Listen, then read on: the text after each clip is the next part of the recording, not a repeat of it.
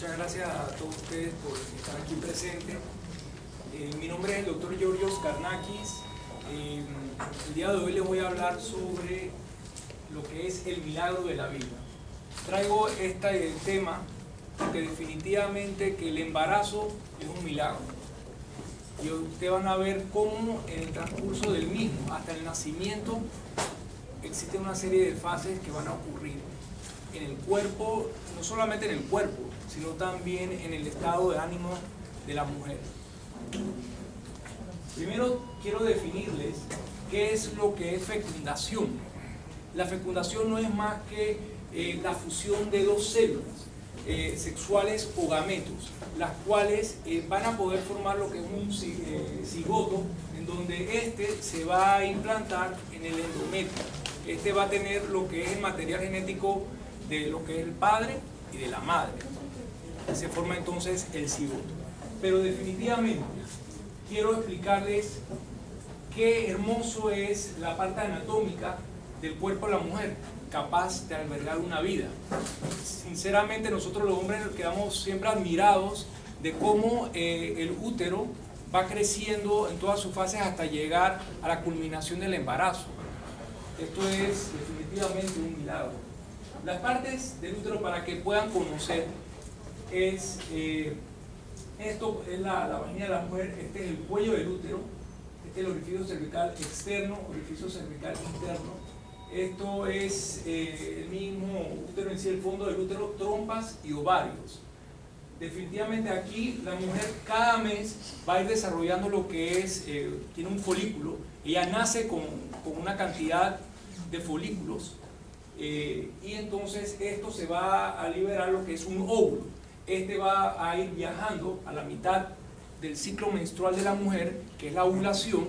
Esto se va a liberar y si, por decirlo así, tiene relaciones en esos días que son fértiles, se va a encontrar el óvulo con el espermatozoide, formando lo que es el cigoto.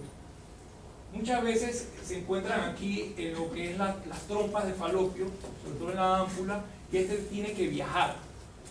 A veces se queda en las trompas y puede formar lo que es un embarazo ectópico. Por eso muchas veces yo le digo a las pacientes que yo tengo que corroborar el embarazo por medio de ultrasonido, porque a veces puede ocurrir que haya un embarazo ectópico. Por eso el deber de nosotros los médicos es poder asesorar a nuestros pacientes.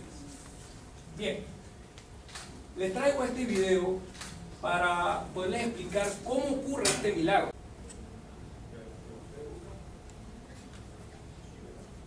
Ven qué interesante es cómo estos espermatozoides viajan. Imagínense que un cc de semen tiene aproximadamente más de 20 millones de espermatozoides. Y todos estos van a ir viajando. ¿Y cómo es la biología o la evolución en donde uno de ellos es el más apto y logra llegar y poder fertilizar el óvulo de una mujer, el cual es la otra mitad, genéticamente hablando? Y el espermatozoide, la misma acrosoma del espermatozoide es la otra mitad y se fusiona. Este va viajando por todas las trompas y va llegando a lo que es el mismo endometrio en sí, que no es más que la cavidad dentro del útero que la reviste. Este tiene que prepararse para poderse implantar en el endometrio y va formando lo que es el mismo embrión en sí. Este se va dividiendo poco a poco y se va formando lo que es la columna del bebé. En este caso, en esta etapa, se va a llamar embrión, las primeras 8 semanas. Ya después se va volviendo lo que es un feto, después de las 9 semanas.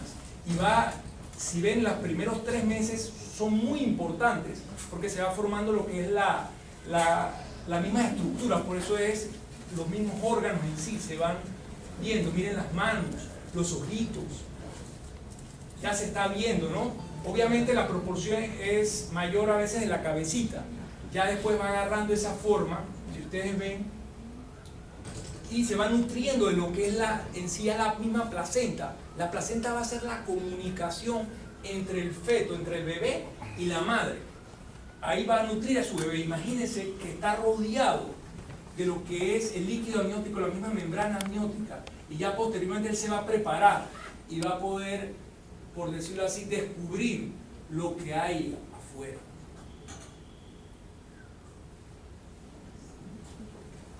Esto es para poderlos transportar a ustedes de lo que vive un bebé dentro del útero y cómo él está protegido, cómo la naturaleza es tan sabia que lo protege dentro y por eso lo amortigua de tantos problemas que puede haber. Por eso muchas pacientes me dicen, doctor, pero es que puede ser que yo le golpeo. No, gracias a Dios lo amortigua y lo protege de lo que es la parte de afuera. Bien, vamos a lo que es el periodo de embriogénesis, nada más para explicarles qué es lo que va ocurriendo. Entonces, como les decía, básicamente a la mitad del ciclo se va liberando de lo que es el mismo óvulo en sí, se libera y este va viajando. Recordar, una mujer nace con una cantidad de folículos. Imagínense que a las 20 semanas dentro de otra mujer tiene 7 millones. Ya después, posteriormente, cuando ya nace son 2 millones.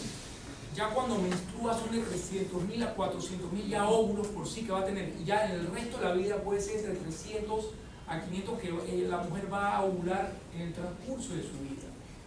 Por eso es que es importante la edad que se vaya a embarazar, porque ya ella llega teniendo una cantidad normal que va ella a producir en el resto de su vida.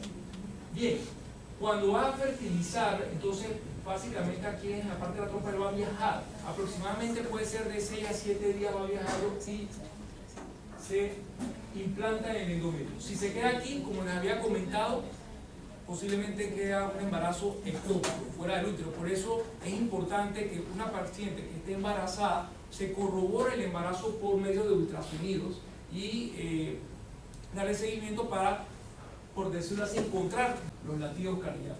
Entonces, aquí nada más para que vean por microscopio cómo se puede ver un cigoto, cómo se va dividiendo en varias fases, que es la fase de blastómera, después va a ser mórula y ya posteriormente en el día 6, 5 a 6, va a ser ya un blastocito, o sea, se divide en varias células. Por eso es importante esto, las cuales se van a implantar en el endometrio. Van a ser 2 fases, que sería, se divide en lo que es citotrofoblasto y citotrofoblasto. Aquí nada más para explicarles cómo se va desarrollando, por decirlo así, el embrión. Como les dije, las primeras 8 semanas es un embrión. Ya después, a las 9 semanas, va a ser un feto. Ya el primer trimestre, recordad que se van desarrollando todas las estructuras. Por eso es muy importante un buen control prenatal. El control prenatal es básico, porque nosotros los médicos vamos a hacer una historia clínica de la paciente, vamos a darle cierto tipo de vitaminas. Lo ideal es tratar, si se puede, embarazarse posterior a una buena asesoría. ¿Por qué? Porque así vamos preparando el cuerpo de la paciente. ¿En qué sentido? Exámenes de laboratorio, ciertas vitaminas, si sufre alguna enfermedad, ya sea diabetes, hipertensión. No es que no pueda quedar en embarazo. Una paciente diabética e hipertensa puede quedar en embarazo. El punto es estar controlado de lo que es en sí esa patología. Así que lo importante no es que estar asustado. Definitivamente que será un embarazo de alto riesgo, pero para eso estamos nosotros los médicos, para poderlas asesorar. Claro está, el médico puede asesorar a la paciente, pero también necesitamos que el paciente coopere en las indicaciones que uno le da. Bien, en los primeros 3 meses, ya les comentaba, se van desarrollando los organíacos y van viendo cómo va creciendo y va a llegar aproximadamente a pesar 7 libras. Es un aproximado. Algunas pacientes son delgadas, puede ser que el bebé esté más pequeño. Yo les digo, no se preocupen, va a crecer, se va a ir desarrollando fuera del útero, o sea que no se preocupen. Lo importante es que esté sano y fuerte. Cada embarazo es diferente, cada bebé es diferente. Mucha gente pensaba que un bebé obeso es que era sinónimo de estar sano. Eso no es del todo cierto. Es tener un peso adecuado. Y ahora van a ver que para mí es muy importante el control del peso de la paciente, porque lo que ella ingiere, eso va a repercutir mucho durante el embarazo.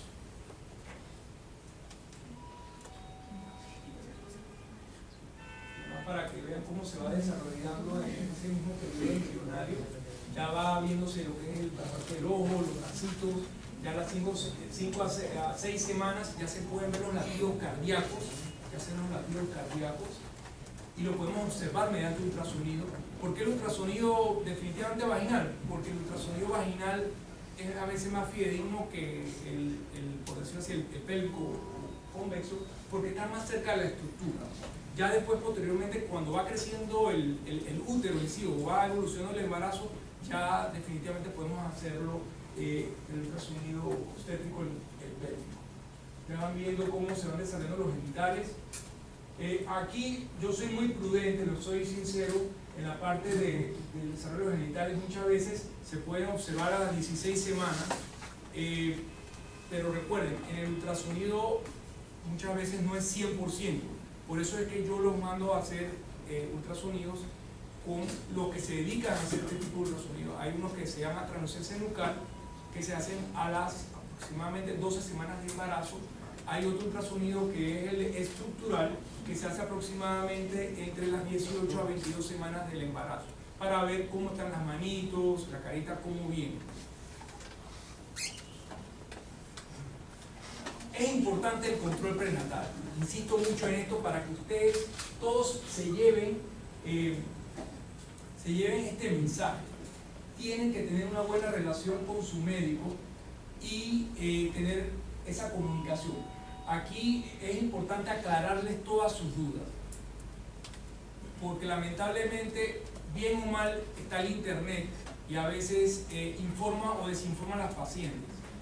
Igual también, o hay un vecino que a veces le dice que yo tuve tal experiencia y a veces no fue la más adecuada y uno piensa que le va a pasar igual.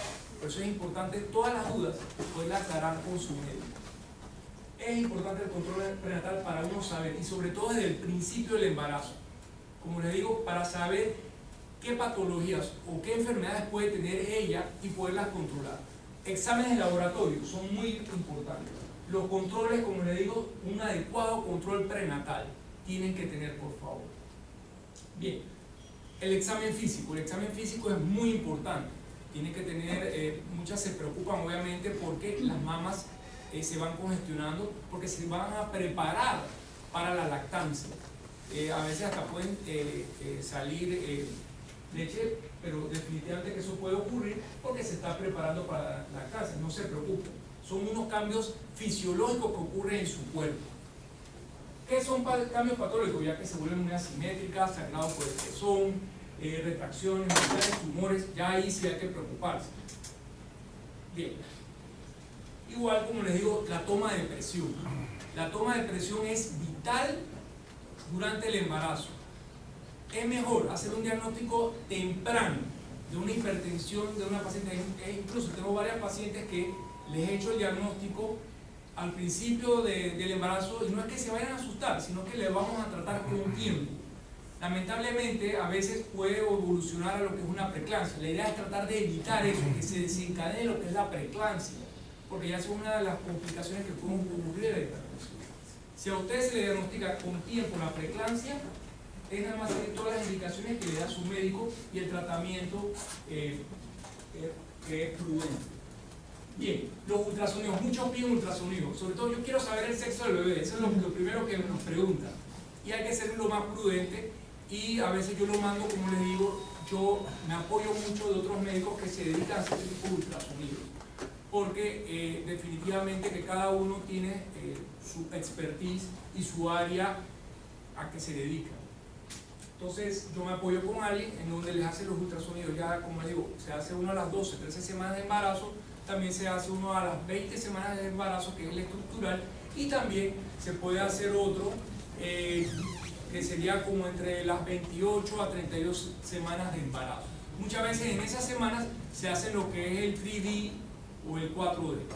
Eso ya va a depender de cada uno. Definitivamente que el 3D y el 4D lo que nos va a ayudar es a ver ciertos rasgos faciales, pero en sí no es que tenga que hacerse forzadamente. No se preocupen por esa parte.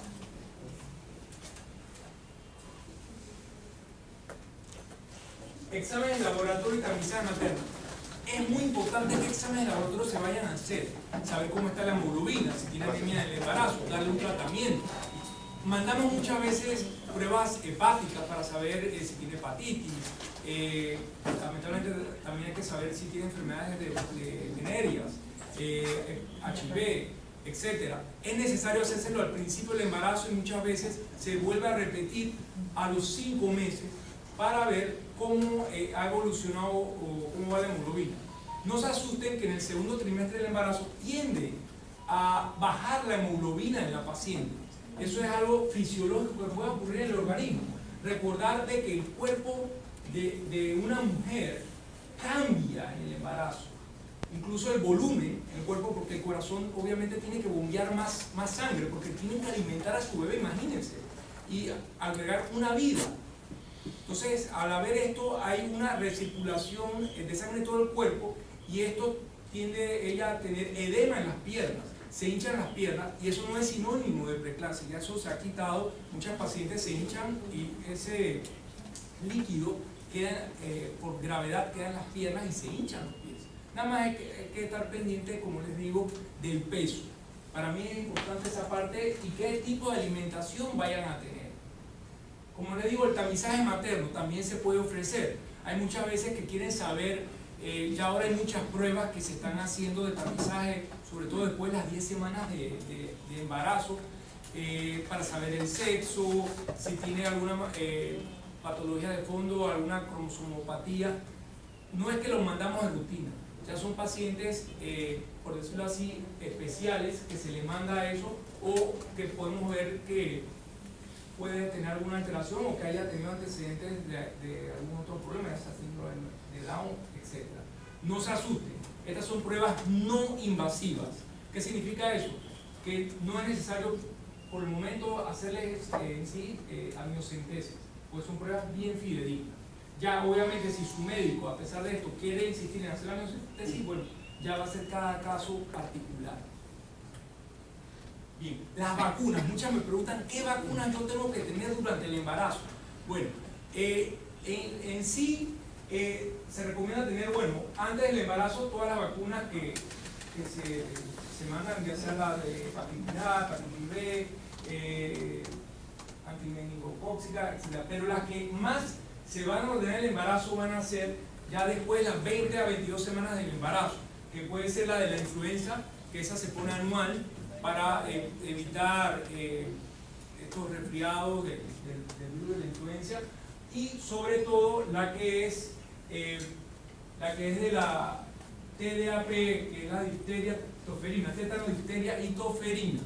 Esa sí es importante que todos estén vacunados, incluso también los que van a estar con el bebé, para no contaminar a su bebé. Por eso es importante tener esto. Igual también, si queda en una cesárea, porque puede ocurrir, es importante tener la vacuna del tétano. Por eso es que la TDAP incluye la parte esencial, la alimentación. Yo entiendo que da mucha hambre en el embarazo, ¿verdad? Muchísima hambre. Y muchas veces le dicen, ay doctor, pero es que yo tengo que comer el doble por el bebé. Y no es comer el doble, sino es tratar de comer bien. ¿Por qué? Porque la idea es subir de una manera adecuada, no hacer dieta en el embarazo. Yo no estoy diciendo que tienen que hacer dieta, en el embarazo no se hace dieta. El embarazo lo que hay es un control estricto del peso, porque si hay un aumento abrupto del peso, puedo pensar que en un futuro ya puede hacer alguna patología, ya sea diabetes, hipertensión. Si es una paciente obesa que ya entra en el embarazo obesa, no hay ningún problema. Un buen control en el embarazo le va excelente a la paciente, no hay ningún problema. La idea es que después del embarazo se pueda recuperar lo más rápido. Recordar, y les insisto, a mis pacientes también les digo lo mismo, el embarazo no es una enfermedad, es una condición de la vida de la mujer. Por eso es importante que lo puedan disfrutar y que puedan vivir este milagro de tener a un ser viviente dentro de ustedes. Y la alimentación tiene que ser sana, completa y natural. Yo les trato de evitar lo que es Coca-Cola. La Coca-Cola, le digo la verdad, evitada en el embarazo. Trato de evitarla porque lamentablemente hace mucho daño. Lo que es el gluten, harina, eso engorda demasiado, exceso de carbohidratos. Esto me las engorda rápido y puede repercutir en otras cosas. Por eso es que yo soy demasiado estricto en el control prenatal, en esta parte. Porque la idea, como les digo, es prevenir lo que es una diabetes gestacional. Yo me imagino que muchas de ustedes me mirarán esa diabetes gestacional y se recordarán de ese vaso lleno de azucarado. ¿Algunos de ustedes han tomado ese vasito azucarado? Que es para ver cómo está el azúcar en su... ¿Sí? ¿Lo han tomado, verdad? ¿Sabe? Sí.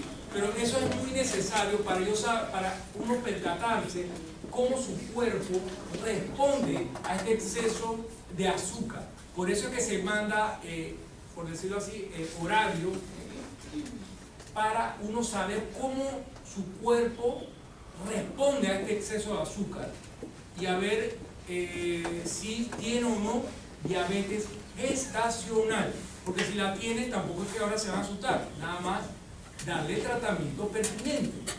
Yo trato de que las personas, por decirlo así, no se estresen tanto en el embarazo. Sabemos todas las repercusiones que puede haber, estamos de acuerdo, pueden venir complicaciones, pero la idea es, mientras más relajados estamos, más tranquilo lo vivimos, las cosas van a fluir mejor. Esto es importante, los nutrientes esenciales, macronutrientes, que sea un equilibrio entre los hidratos de carbono, proteínas, grasas, micronutrientes, vitaminas, minerales, oligoelementos. Las vitaminas, para mí es muy importante qué tipo de vitaminas están tomando en el embarazo y sobre todo al principio. Lo ideal es tener una etapa periconcepcional, como que ácido fólico. El ácido fólico me va a prevenir lo que son daños en el tubo neural. Lo ideal es tomarlo un par de meses antes del embarazo. Si no, no hay problema, empezar a tomarlo. Y después del embarazo también la lactancia, que posteriormente va a llegar un doctor, tienen que seguir tomando vitaminas. ¿Por qué? Porque consumen calorías y se van a sentir débiles. Bien, lo recomendado son 400 microgramos, 800 microgramos también se puede usar en el embarazo. Si hay pacientes que a veces está en riesgo, yo doy 5 miligramos por prevenir defecto de tubo neural. Bien, hay muchos complementos, muchas multivitaminas para embarazadas que pueden tomar. Hierro de 60 miligramos diarios, calcio, vitamina C y E. Se van a dar cuenta que importante es tener suplementos que tengan vitamina C y E. ¿Por qué? La vitamina C estimula la síntesis de colágeno. ¿Qué significa esto? Que va por lo menos a mantener más fortalecida la membrana en sí, al tener más colágeno, disminuyendo lo que es la ruptura de membranas amnióticas. ¿Qué ocurre también con la vitamina E? La vitamina E van a ser antioxidantes, va a aumentar la producción de radicales libres. Entonces, ¿qué hace? ¿Qué va a hacer esto? O sea, el déficit de esto va a producir aumento de producción de radicales libres, provocando una lesión en lo que es esta membrana, produciendo que pueda haber más probabilidad de ruptura de membranas amnióticas, a veces hasta espontánea. Recuérdense algo, el embarazo es un periodo de la vida de la mujer en donde las defensas del cuerpo de ustedes van a disminuir. ¿Por qué? Porque ustedes 50% de lo que van a tener, por decirlo así, es de su pareja. Entonces su cuerpo, para poderlo no rechazar, baja las defensas. Miren cómo es tan brillante la naturaleza en sí, que lo que hace es que bajen las defensas, pero lamentablemente al bajarle las defensas para que ustedes puedan tener a su bebé, las hace propensas a muchos problemas, ya sea de piel, se resfrían, etcétera, problemas dentales. Por eso les digo, es importante estar con un buen soporte de vitaminas. No se asusten, las vitaminas no la van a engordar. Las vitaminas no la van a engordar. Bien, ya les mencioné todos los beneficios de lo que es tomar estos suplementos de vitaminas. Sobre todo, prevenimos anemia, preeclampsia, ruptura, partos prematuros, incidencia en los recién nacidos de bajo peso, Náuseas, vómitos, que es un tema muy importante, sobre todo las náuseas y vómitos lo van a tener siempre es al principio del embarazo, sobre todo se va a ver. Esto es importante, tratarlo con tiempo, protegerles el estómago, no se asusten, eso es parte por tener aumentada una hormona, la hormona gonadotropina corínica está elevada, y al estar elevada esto produce, por decirlo así, esa acidez que van a tener en el estómago, disminuye también el peristaltismo. Entonces esto hace de que tengan mucha acidez estomacal y les produzca muchas náuseas y vómitos. Esto se trata, que se llama emesis gravídica, que puede ocurrir en el embarazo. Esto lo tratamos. Si vemos que ustedes no mejoran con esto, bueno, también hay las inyecciones, porque a veces con uno solo da tratamiento médico y si está tomando y está vomitando, no va a hacer efecto. No se asusten. Si ustedes persisten, se les puede dar inyecciones, ya sea intramusculares, incluso hasta canalizarlas. Lo más importante es que se tienen que mantener hidratadas.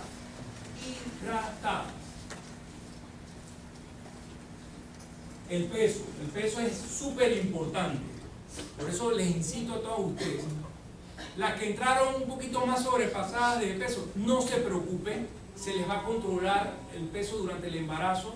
La idea es que no suban tanto. Ustedes van a ver ahora, yo tengo una tabla donde les voy a explicar proporcionalmente, de acuerdo al peso, cuánto tiene que subir una mujer en el embarazo. Es importante apoyarse de múltiples especialistas.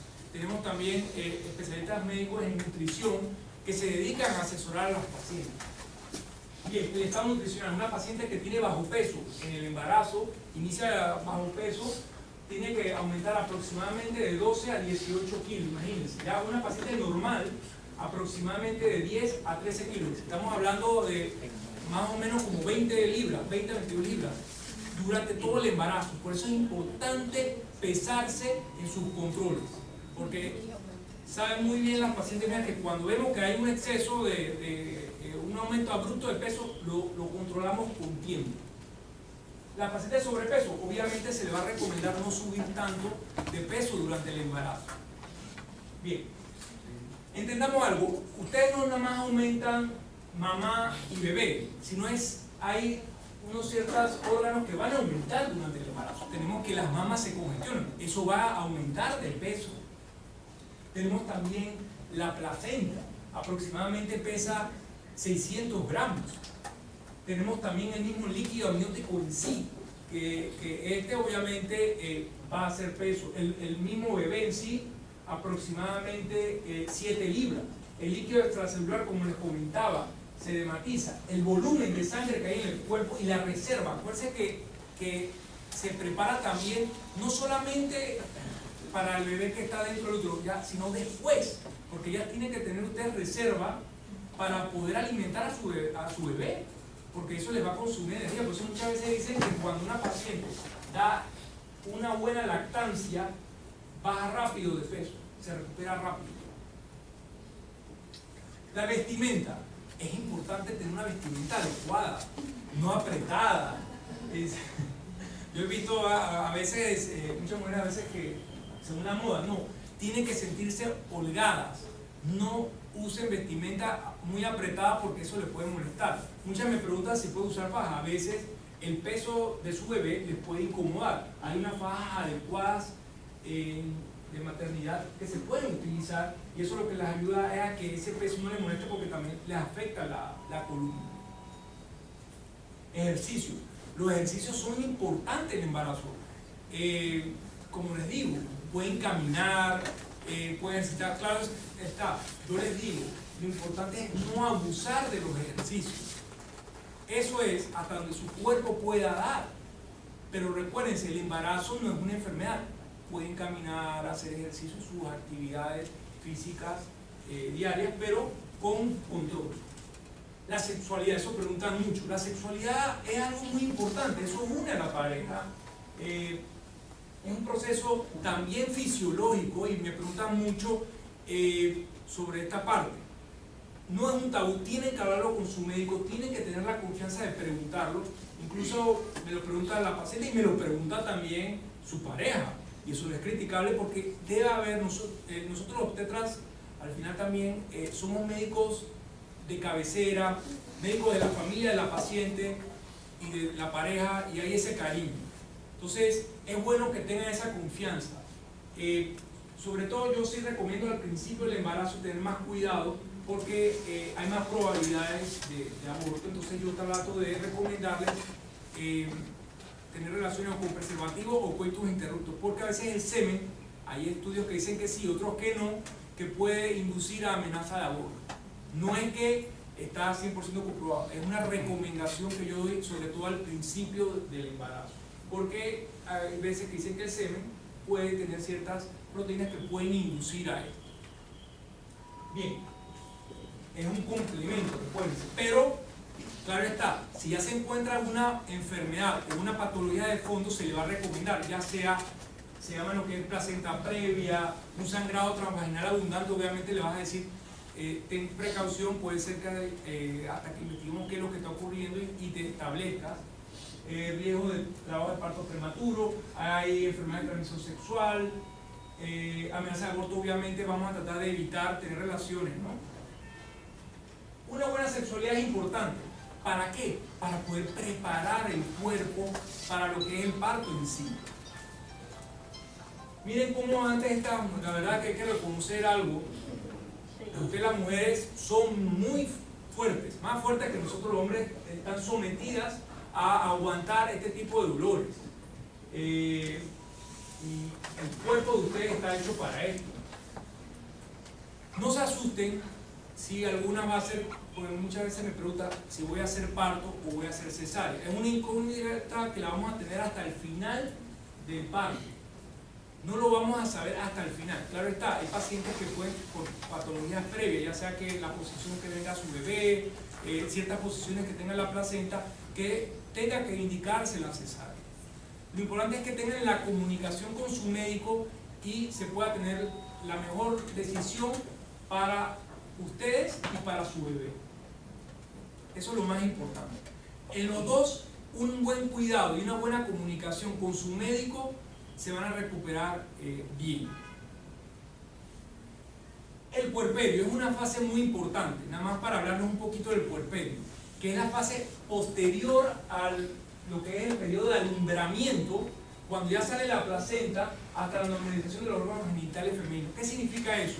Que cuando ya, por decirlo así, esta fase del puerperio, que ya es cuando ya alumbran la placenta, sus órganos van a tener aproximadamente como 40 días para poder llegar a su estado normal. El único que no va a llegar a su estado normal, que al contrario va a estar aumentado, va a ser las mamas.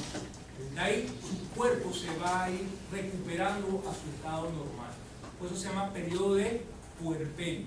Este lo podemos nada más esto es para mencionarlos. Los cuidados que uno tiene que tener en puerperio es importante. Una paciente que tiene parto, vigilar si no ha tenido algún desgarro, ya sea un desgarro vaginal, estar pendiente, tener una buena cicatrización. Por eso es importante sus controles post-parto. Una paciente que tuvo una cesárea, igual también el cuidado de la cicatriz quirúrgica es muy importante. Vigilar si se le hincha el área de la cicatriz, se le pone caliente, supura, etc. Es importante estar en vigilancia. Lo importante es ustedes que sea parto o sea cesárea, tengan ese cuidado que les comento. La clasificación del puerperio puede ser inmediato las primeras 24 horas. Inmediato ya va a ser la primera semana, y ya posteriormente a la primera semana va a ser hasta los 40 días el puerperio. Bien, como les comentaba, todos esos cambios fisiológicos que ocurren en el cuerpo. Recuerden, si ustedes van a sangrar, estos se van a llamar lóculos. Estas sangres que van a salir, ¿por qué? Porque el útero va a estar involucionando hasta ya llegar a su estado normal. Y entonces va a haber una especie de salida de esta sangre hasta que se pueda, por decirlo así, ya recuperar la decidua, que está en la parte del endometrio, hasta que ya se recupere. Importante, se hinchan mucho las piernas. ¿Por qué? Porque recuérdense que su corazón estaba bombeando una cantidad adecuada de sangre. Ya cuando obviamente salen del parto, toda esa sangre que circulaba en su cuerpo, otra vez ya va a recircular y va a ir bajando posteriormente, y por gravedad bajan las piernas y se tienden a hinchar. Muchas veces hasta hay que dar médicos para que ellas puedan tratar de bajar esa hinchazón en las piernas. Bien, como les digo, tienen que caminar. Lo importante es una caminata asistida, estar pendiente del sangrado, los cuidados de los genitales, sobre todo si ha sido parto, las mamas, tener relaciones sexuales hasta donde ella se sienta cómoda, la alimentación, una alimentación adecuada, tratar de libre de gluten. Hay que estar pendiente de que no haya alguna infección, estar vigilando qué síntomas puede haber. Fiebre, malestar general, escalofríos, dolor abdominal. Es importante estar vigilando cómo está el dolor abdominal. Lo de la fiebre, tengamos cuidado. Lo de la fiebre puede ser a veces porque como se congestionan las mamas, esto va a producir elevación de temperatura y tiende a confundir y pensar que es fiebre. Así que pensar que puede ser algún otro problema y básicamente al estar congestionada producen fiebre. La nutrición, como les digo, vital. Tiene que ser balanceada, rica en fibras. Esto es vital. Anticoncepción postparto. ¿Por qué les digo? Muchas pacientes creen que estar lactando ya es sinónimo de no quedar embarazada. Lamentablemente hay muchos casos que quedan embarazadas porque como se vuelve periodo irregular, no se dan cuenta cuando ovulan. Entonces lo ideal es planificar. No se puede dar cualquier tipo de anticonceptivo. Hay unos especiales, específicos para las pacientes que están lactando, que es en base de progestágenos. Pueden ser inyectables, orales. Ya ahora hay lo que son implantes subdérmicos, o sea, ya hay una gran variedad de anticonceptivos que se les puede ofrecer. Asesórense bien, eso es muy importante. Bien, ¿qué mitos podemos tener? Tras una cesárea hay que esperar para dar el pecho, eso no es cierto. Conviene ponerse una faja nada más, darle un huevo de dar a luz para no sobrecargar la zona lumbar. Si no lo quiere hacer, no pasa nada. Y si lo quiere hacer, esperar un tiempo, hay unas fajas especiales, no hay problema. No se puede aplicar cremas en el pecho cuando se da de mamar, falso. Se pueden aplicar cierto tipo de cremas. Es más, yo tengo pacientes que usan cremas todo el embarazo para tratar de prevenir estrías. No se sientan algunas mal. Hay personas que tienen más predisposición a tener estrías a pesar de que utilicen crema. Pero para que sepan, estas se pueden controlar muy bien con dermatología después que salgan del embarazo. Bien, este mito es muy... La madre no se puede bañar en el transcurso de un mes. No. Por favor.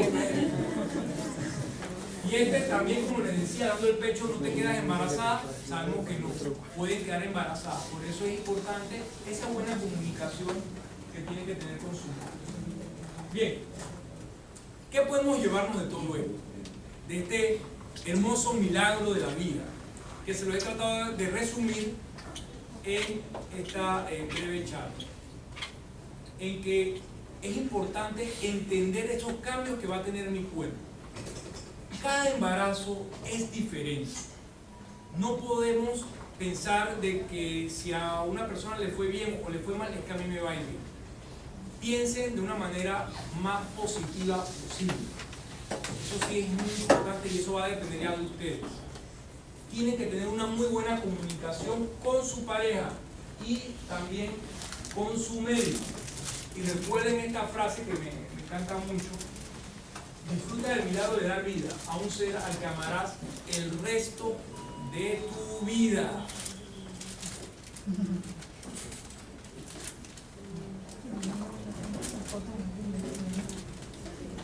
Gracias.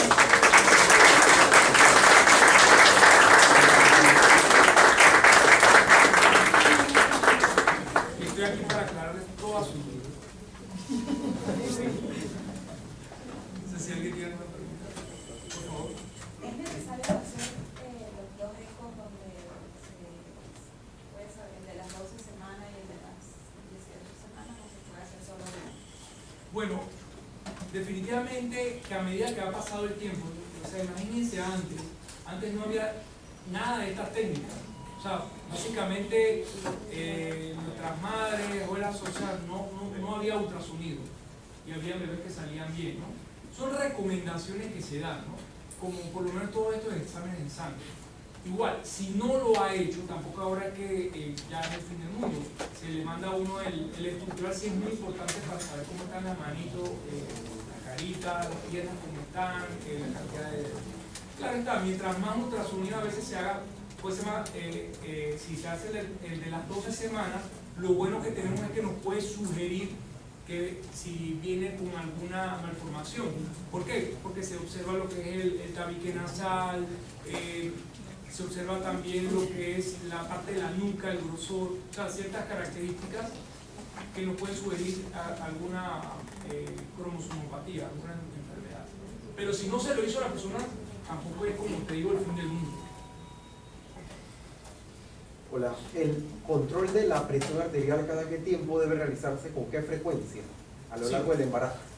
Sí. Como te digo, lo ideal es que ya la paciente haya tenido unos controles antes de quedar embarazada, porque muchas veces ya cuando llegan están las presiones altas y nos tiende a confundir. Uno no puede hacer un diagnóstico de hipertensión ya a la primera cita. Tienes que, si ya le encontraste en un momento dado la presión elevada, tienes que hacer cierto tipo de exámenes de laboratorio y darle un seguimiento un poquito más exhaustivo para darle una vigilancia. Si vemos que esas presiones persisten, ya la podemos ir catalogando, si persisten altas, igual también con ciertos síntomas, ya sea dolor de cabeza, este tipo de malestares, entonces ya sería bueno darle un tratamiento para tratar de bajar un poco la presión. Y los controles usuales, yo le hago un control la primera vez donde tratamos primero de corroborar, como te digo, vitalidad de los latidos cardíacos, ¿no? Que haya los latidos cardíacos. Ya una vez que ya yo lo corroboro, entonces yo la cito en un mes, si está todo bien. Ya después, más o menos como a las 12 semanas, le recomiendo lo que es la translucencia nucal. Le sugiero también, si como hay tantos exámenes de sangre, puede hacerse lo que son los tamizajes maternos para saber las probabilidades que tiene de... Pero acuérdate, como te digo, estas son pruebas no invasivas. Algunas que se llaman tamizaje materno, si sale alterada hay que hacer otro tipo de estudio. Pero definitivamente los controles son mensuales. El bebé se mueve durante todo el embarazo. Sí. ¿Cuándo se considera que es de riesgo un tiempo que la madre no sienta que el bebé se movió? ¿Qué? ¿1 hora, 5 horas? ¿Qué tiempo usted como médico estima es de preocupación? Sí, hay pacientes, lo que pasa es que esto es muy individual, porque hay pacientes que perciben de una manera diferente los movimientos de su bebé. Hay pacientes que puede hacerlo 1, 2, 3 veces, ya sea hasta la hora, otras menos. Eso va a depender cómo ella lo perciba durante el día, lo usual. Por eso yo les digo a ella, ¿qué tanto se te mueve todo el día? Y ahí ella hace como un cálculo usual. Porque hay pacientes que lo perciben, por decirlo así, 5 o 6 veces la hora, otras un poquito más. Pero eso va a depender ya de cada paciente. Lo importante es que ya si ves que ya toda la mañana, la tarde, ya no se está moviendo, ya entonces sí llamar a tu médico de cabecera y decir, mira, no se me está moviendo. Lo usual. Te digo lo usual porque hay pacientes que pueden tener ese problema. Si no se le mueve, lo primero que hay que hacer es tratar de ver si puede por lo menos, ya sea, puede ser baja de azúcar, primero pruebas con alguna alimentación o algo, estimular el movimiento, etc. Por lo usual, al final yo les hago lo que se llama monitoreo fetal a las pacientes, para ver cómo están las contracciones, cómo están los latidos cardíacos. El monitoreo básicamente mediante un trazo, yo le hago ese estudio aproximadamente 20 minutos, 20-30 minutos, y vemos mediante un trazo cómo está ese bebé en ese momento y me da una orientación, ¿no? Si persiste esta disminución de movimiento, hay que investigar. O sea, la idea es, eso es clave. No se queden así quietos y todo lo demás. No están molestando. O sea, no se sienta que voy a molestar al médico, no. Tiene que tener la comunicación de decirlo, doctor, tengo tantas horas y no se me mueve, ¿qué puedo hacer? Porque eso puede ser uno de los primeros síntomas de algo que pueda ocurrir. A veces lo que yo le hago es ver flujo Doppler, o sea, insistir un poquito más. Importante, los movimientos. Ustedes, las primerizas pueden percibir movimiento a partir de las 18 semanas, 19 semanas de embarazo, otras un poquito antes. O sea, por eso le digo, cada persona o cada mamá es peculiar cómo percibe los movimientos. Por eso yo le digo, tienes que comunicarte bien conmigo porque hay cosas que obviamente yo no puedo percibir que usted me dice. No sientan mal lo que el doctor se va a molestar. Para eso estamos nosotros, para podernos comunicar con ustedes. Y si, por ejemplo, cuando ya uno sabe, se mueve, y más bien llega un momento en que es demasiado el movimiento, como que Dios mío, ¿qué está pasando? Que es normal eso, que Sí. sea demasiado movimiento. Sí, muy buena pregunta. Ahora vamos al otro extremo. Bueno, eso significa que han prestado atención. Miren, ¿qué ocurre? Esto es algo fisiológico. A medida que va avanzando ya en el embarazo y sobre todo al final, ¿qué pasa? El líquido, que es lo que está rodeando su bebé, que es lo que amortigua, lo va a proteger, va disminuyendo. Obviamente al disminuir, el bebé se siente incómodo. Y obviamente al no tener ya esa cantidad de líquido, percibe usted más esos movimientos y esas molestias y tienda a dolerle. Incluso usted ve el codito, tiende a incomodar. Pero eso es parte de eso. Hay unas que son como pequeñas contracciones o dolores que dan durante, o sea, ya yo estoy dentro de las 30 semanas. Sí, Braxton Hicks, sí. Son algo dolorosas. Sí. Mira, es clave lo que estás diciendo. O sea, estas contracciones tienes que estar pendiente casualmente si ya aumentan estas contracciones. Yo he tenido pacientes que incluso le he tenido que dar para tratar de, sobre todo en esas semanas, se llama útero inhibir, disminuir las contracciones porque algunas pueden ser verdaderas y esto puede ser causa de parto prematuro y la idea es no llegar a eso. O sea, ¿qué hacemos? Primero hay que investigar. ¿Por qué hay que investigar? Por infecciones de vías urinarias, vaginitis, etc. Porque puede ser que esto te esté provocando esos dolores. ¿Qué ocurre? Cuando existe infección se libera lo que es prostaglandina, que es inflamatorio por las bacterias. Entonces esto va al útero y tiende a producir este tipo de contracciones y da dolor. Entonces, si yo le doy para bajarle las contracciones al útero, pero no las trato realmente, igual puede desencadenarse. Entonces hay que buscar causantes. ¿Qué yo hago? Mando lo que son exámenes de vías urinarias, vigilamos si por infecciones, pero lo primero que hago, como te digo, es tratar de darle algo, ya sea bucapina, algo para tratar de disminuirle esa molestia. ¿Otra pregunta? ¿Estamos claros? Bueno, les agradezco, estamos aquí a la orden. Igual tengo también un canal de YouTube, la página web de la clínica, www.clinica Carnaqui. Tengo ciertos videos en donde me ha gustado para hacer docencia a los pacientes y puedan ver. Estamos aquí en los consultorios médicos Paitilla, 5º piso, consultorio clínico. A la orden, que pasen una feliz noche.